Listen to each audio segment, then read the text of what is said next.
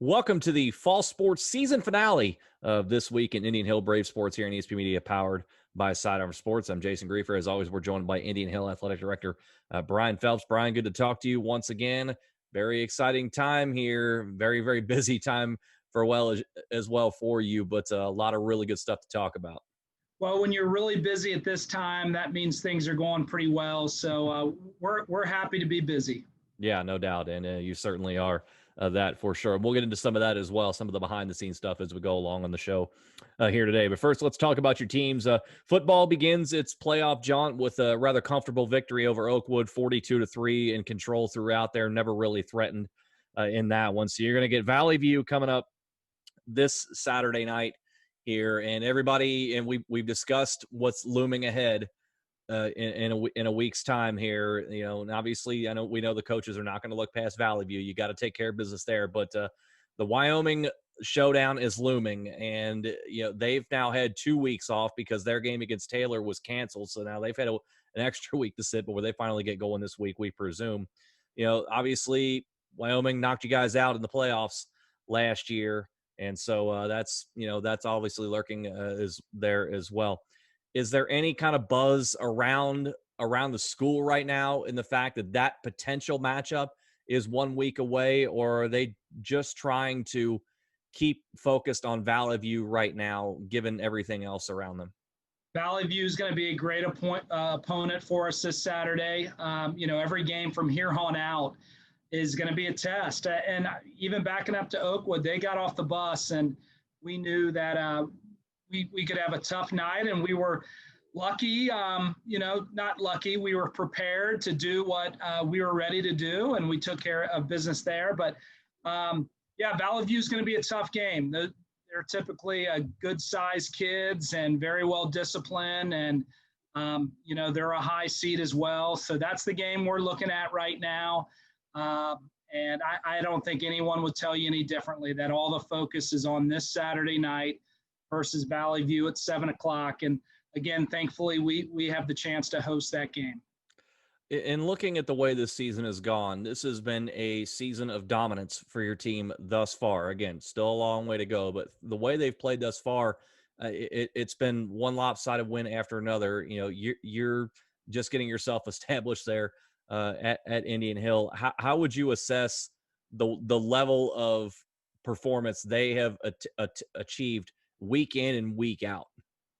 Yeah, it's really been remarkable. And we all know the season looks a little differently than it does typically. But really proud of not only the players for the work they put in, but our coaches prepare year round. And it's not a fluke that our kids are playing really well, and they're really well disciplined and able to score a lot of points and play really great defense.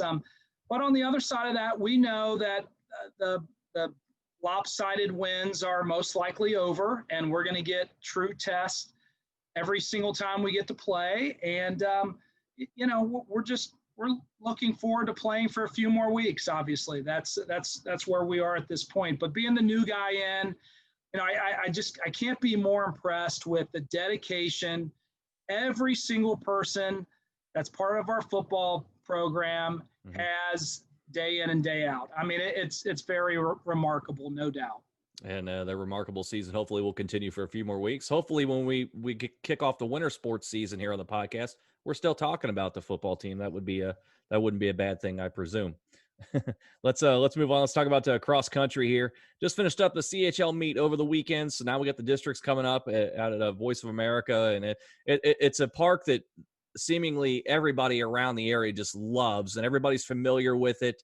They know the layout, they know what to expect there. What did you feel like your teams learned at the CHL meet, and then where do they go from here to trying to put up some results in the districts and maybe even get through to the regional, either as a team or as individuals?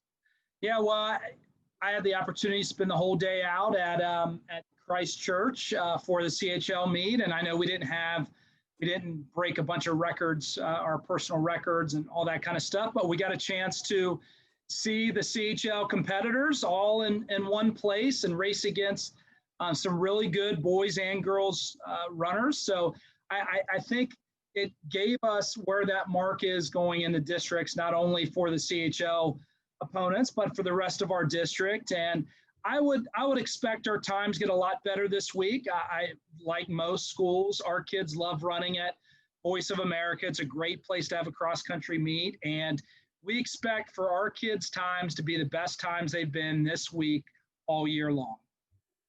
And certainly a good time it would be to have those good times. That's for sure. Let's talk about your volleyball team. And we were able to broadcast the match on Thursday against Wyoming, and it was the thriller of all thrillers. I thought leaving that matchup, it felt like a regional final. It was that good. The competition just back and forth. The skill level of both schools was just awesome to watch. And even though the Braves came up short, I would recommend fans go back and watch that match, because your team showed incredible fight in that match. When it seemed like there were times Wyoming was going to pull away, in the first set, your team rallies and scores 7 of the final 8. It looked like they could pull away the fourth set. Your team comes back to win the fourth set, to go to a fifth set, and Wyoming eventually comes out with the win there. So now they have that behind them. They head to the tournament now, and you get New Richmond in round 1. They're not a bad program either, 11-7 on the year, similar record where you're at as well. And, there is a potential for another rematch with Wyoming in round 3. However, we're not going to talk about that here. Even though they did come up short in that regular season finale there against Wyoming, did it give them an extra shot of confidence knowing that, hey, Wyoming has run this league for a decade and we almost beat them in their own gym?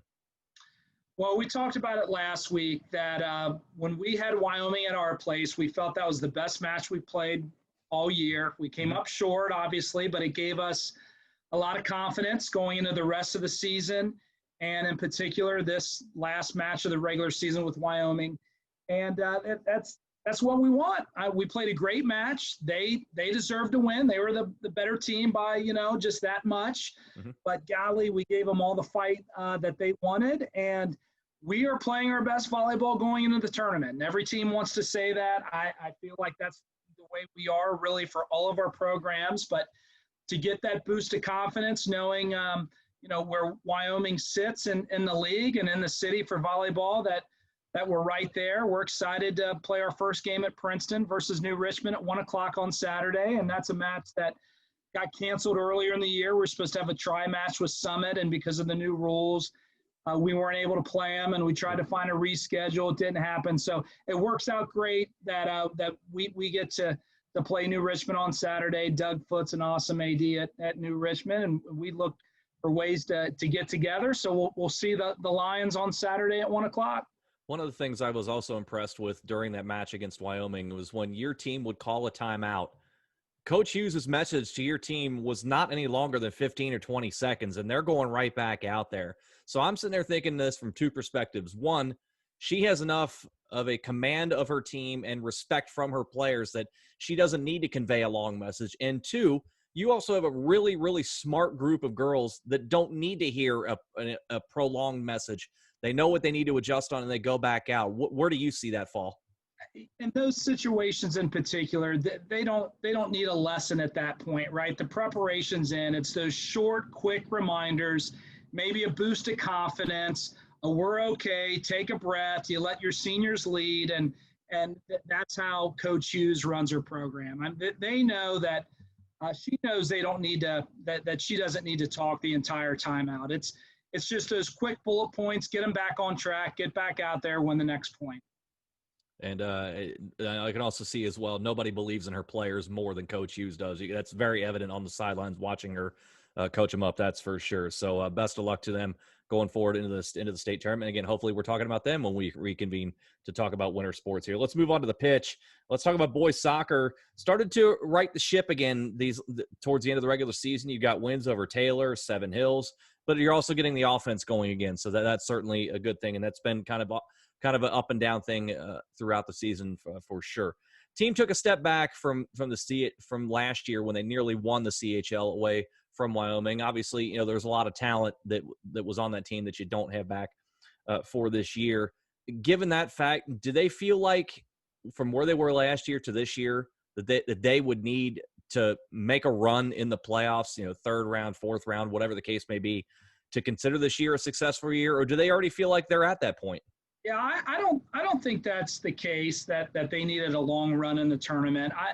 It, it's been nice that we typically don't have to rebuild, and that we have enough good players in the program to keep it consistent. But we knew that going in, this would be a little different of a year. And I think personally, I know our coaches feel like our team has grown every week and playing good soccer when tournament time comes. So not at all. I mean, of course, it'll be disappointing if we get knocked out early because we think we can play for a while. But there have been some really good building blocks going into the future. And, Sure. I know for the seniors, the future is now, and they want to play as long as possible. But when you're talking about a program, some really good steps happened this year. We have some really good players coming back and coming up through the program. So we're excited about boys soccer, not only to finish strong the rest of this year, but for what the next few years look like. And they've certainly been right there in every match as well. And it's one thing to be there in matches but get blown out, and that certainly has not been the case for your team. They've just been there, and sometimes the ball just doesn't bounce their way. Soccer's a funny game in that respect. Let's move over to the girls' side. With the draw against Wyoming this past week, they finished second alone in the CHL there, just behind Marymount, who ran the table. So you get Batavia in round one of the tournament. And the thing that I found interesting is if you go on to IndianHillBraves.org, there are 2 extra dates listed as far as the draw goes. You have the second round on October 24th, and you have the third round matchup, which would be October 27th. And it just so happens that you could end up seeing Summit there in that third round match. And these two schools, they played each other earlier in the year, and Summit are a very tight matchup there. So I can't help but think there was maybe some kind of coincidence there. You can either confirm or deny that. I'm not asking for that, but nevertheless, how much would it be a boost for the program to not only get to that match, but then to beat Summit? Because we've talked about them before. Everybody knows how good they are. Well, Batavia's good, first of all. Yes, they are. They've had a great year, and I know their kids are excited to come over to the village of Indian Hill and take on our girls. So I can guarantee you, and I know sometimes it sounds like coach speak, but there's not one of our coaches or kids that's looking past Batavia tomorrow night. We know how good they are, and that's going to be a tough match. However, if we get to that Summit match, it was a 1-1 game early in the year, and it's always exciting to play the Silver Knights, and we know what type of program they have year in, year out. Mike Fee does a great job over there and has for a long time with the girls. And we're excited for that to be a possibility. But we know there's a lot of steps before that has to happen. But, those are 2 really quality programs in Cincinnati. If they go head-to-head again, it'll be a match that a lot of people want to see, I'm sure. This has been a very, very daunting CHL season. I mean, I'm looking at the schedule right now, and 5 of the 8 teams finished with winning records in the league. So this league has been no joke. How important has the difficulty of the league been as far as getting your team prepared now for the tournament when you're going to see teams you're not familiar with, but they've seen that level of competition before? Yeah, and both our boys and girls schedule really tough out of conference. So when you have a conference as solid as we do most years, but especially this year, every single game's a fight. So we shouldn't be surprised by playing any good team in the tournament. We haven't had very many, if any, those blow-off games. So our kids are going to be ready to play. They've been talked about it last week. They're battle tested in the tournament. They've had a great schedule to play all year. So we're excited to see where that takes us. And hopefully we're playing for a few more weeks for sure. Let's talk about your tennis team. And this is one we've talked on the show before that they have had really, really high aspirations, I should say, but also expectations as well. And now they have everything they want in front of them. You've got the state tournament coming up. You've got the state team Final Four coming up as well. How are they feeling right now as far as their final preparations go for state? And do you feel like you have a state champion in the midst at Indian Hill, or maybe more than one?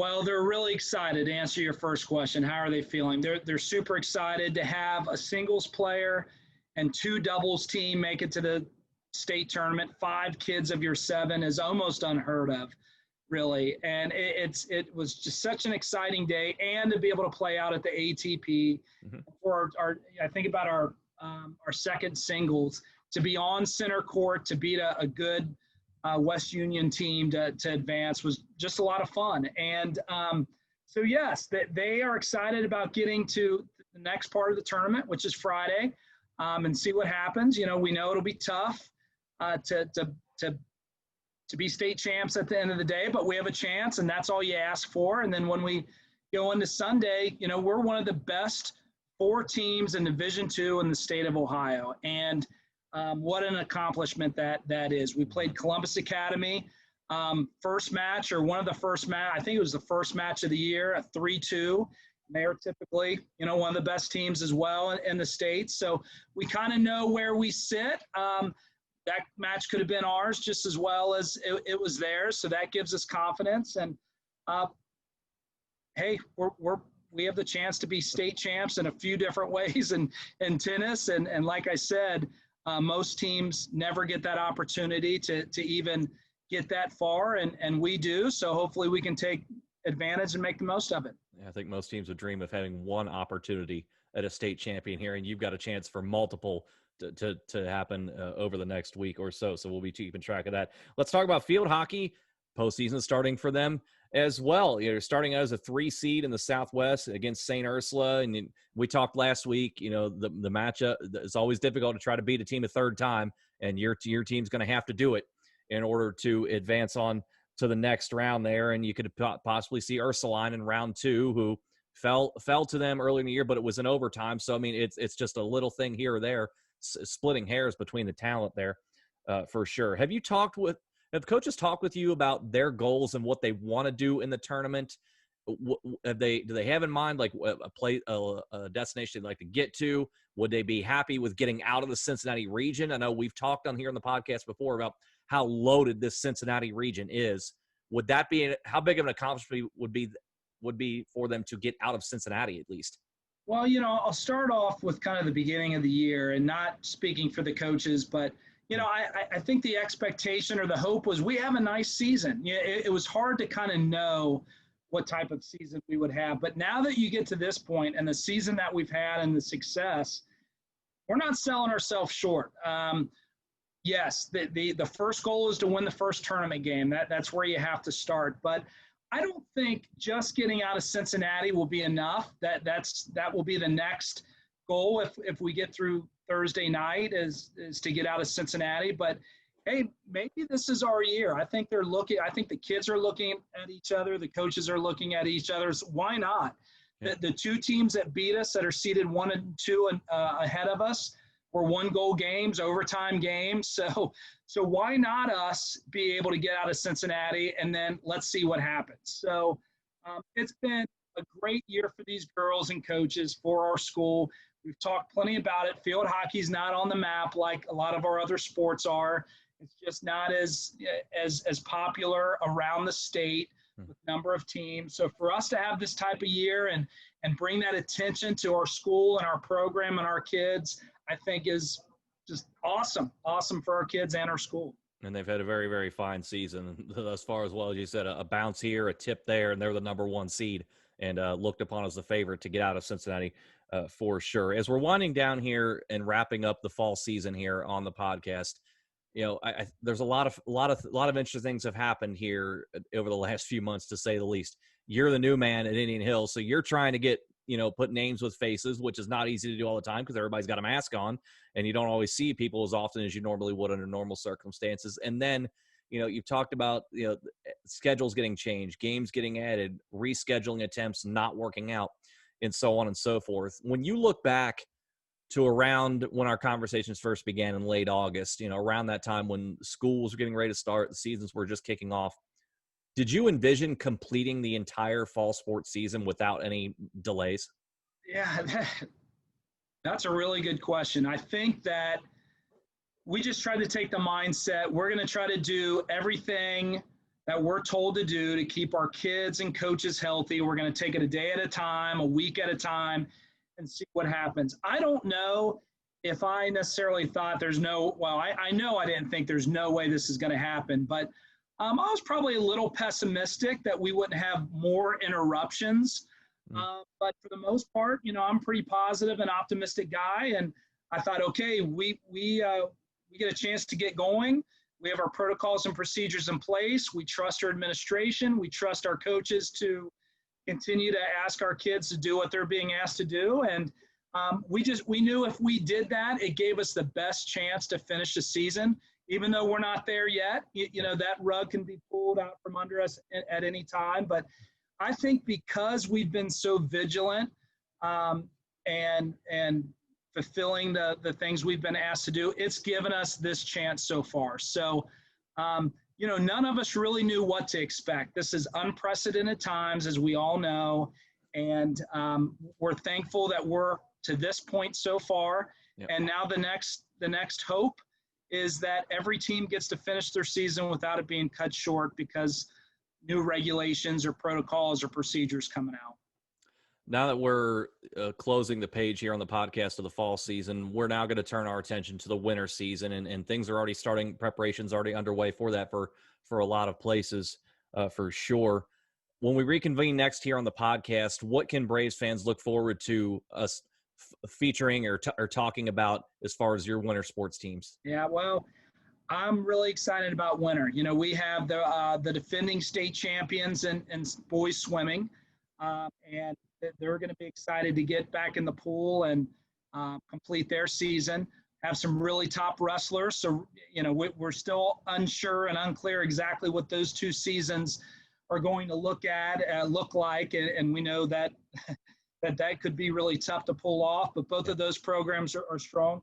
Boys basketball should be really good this year. Girls basketball should be really, really good this year. They've had some recent success in the league and in the tournament, and hopefully this is one of those years that we can kind of take one more step forward. And, our cheerleaders, we are often left out. We talked about them early in the season, but they're going to be hard at work getting ready for their competitions. And this isn't just a who wants to cheerlead type of program. They put a lot of work in and getting ready to be one of the best, top teams around here. And I feel like I'm missing a sport. What am I missing? I'm gonna be in trouble. You got a lot going on there. That's for sure there. But it's going to be a good winter for Indian Hill. If we get to play, we should see a lot of success at the end of the season. It certainly will be looking forward to that here, but it's been a lot of fun here to talk about your fall athletics because you've had a widespread success here, quite a way to begin your tenure at Indian Hill, Brian. We certainly appreciate your time. Thanks for everything you guys have done. You've been awesome getting our message out and promoting us, and we really appreciate it. That is Indian Hill Athletic Director Brian Phelps joining us for the fall sports season finale of This Week in Indian Hill Brave Sports here on ESP Media, powered by Sidearm Sports. Awesome. Thanks, Brian. Thank you, Brian. Thanks, guys. Awesome. Sorry I was late. No worries at all. Have a great week. We'll talk this week. Thank you. All right, see ya. Bye.